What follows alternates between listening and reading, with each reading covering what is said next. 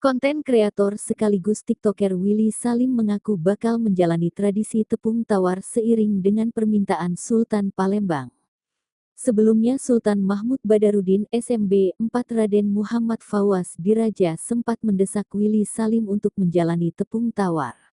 Hal itu buntut dari konten masak rendang 200 kg di BKB yang disebut hilang di serbu masyarakat Palembang saat sedang dimasak.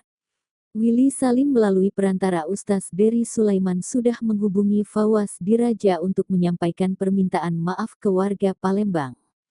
Kata SMB 4 Raden Muhammad Fawaz Diraja, Willy Salim akan ke Palembang setelah Lebaran. Kebetulan tengah malam Ustaz Dery kontak ke saya, Ustaz kebetulan dekat dengan saya juga. Jadi dia bilang Sultan, Willy Salim ingin minta maaf atas kegaduhan di Palembang, kata SMB 4 Fawaz Diraja, Jumat tanggal 28 Maret tahun 2025.